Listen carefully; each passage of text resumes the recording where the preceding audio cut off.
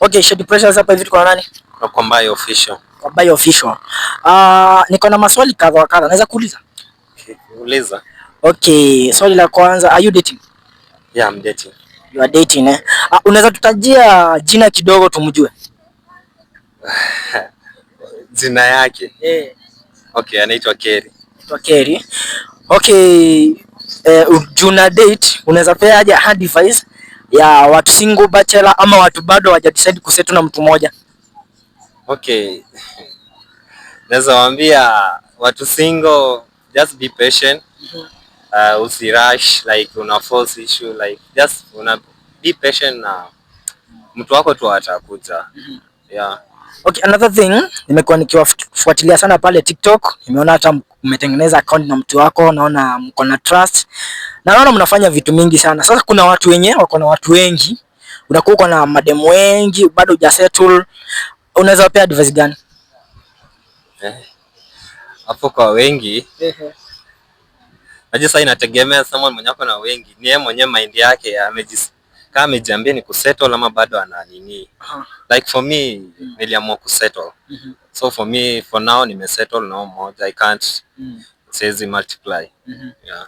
Okay, sasa tuseme for example umesettle na huyo, then kwa bahati moja ama ingine mbaya upate bado yeye hajaamua kusettle, unaweza chukuliaje?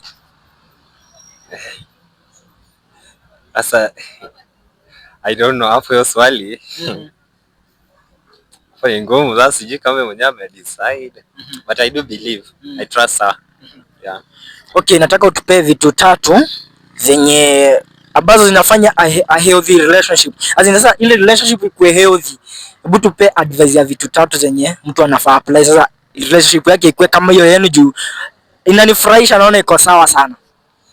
Okay, kitu ya kwanza ni about kuwa loyal to having trust to each other. I love inafaa have good time together, you know, ina grow that relationship. Yeah. Okay, mwisho kabisa nimeona mnafanya kazi safi, especially wewe unaona unafanya kazi safi kwa content creation. Wacha tu shift kidogo tuingie kwa content creation. Content creation unafanya for passion ama unaifanya with another agenda? Okay, for me I have that passion of content creation. Yeah. Okay, content creation kuna kitu imekusaidia? Yeah, imenisaidia sana. Yeah, maybe kujenga jina. Yeah. Kujibrand Yeah, kujibrand. Swali ya mwisho, kuna watu wamekuwa wakiuliza hii content creation kama upcoming content creators wamekuwa wakijiuliza ni aje hii content creation inaweza fika mahali ianze kunilipia bills.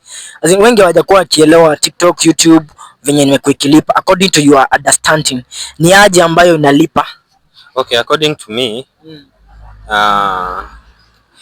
kuna ile level yenye inafaa upush until you reach.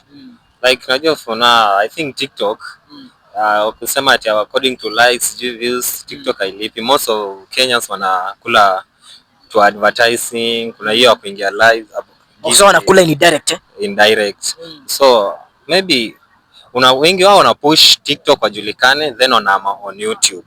Unaona, so akienda YouTube kama wanajulikana, ina boost, wana gain that at least wanalipo na YouTube. So namaanisha kwamba kama wewe ni upcoming content creator, is advisable uanze push brand yako TikTok, then afterwards una post YouTube. Yeah, thank you very much kwa muda wako, nimeshukuru sana na relationship yenu naona inaendelea fiti. Mtuambie siri ni gani? Huko tunaona dust. Alafu tuambie tunaweza kupata wapi kwa mitandao, TikTok, YouTube, Facebook, kila mahali bwana, tuambie tunaweza kupata wapi? Okay, TikTok, Facebook, YouTube, Twitter, Instagram @Kwa Mbayo Official. Kwa Mbayo Official. Nimeshukuru sana kwa muda wako. Thank you very much. Okay. Pamoja.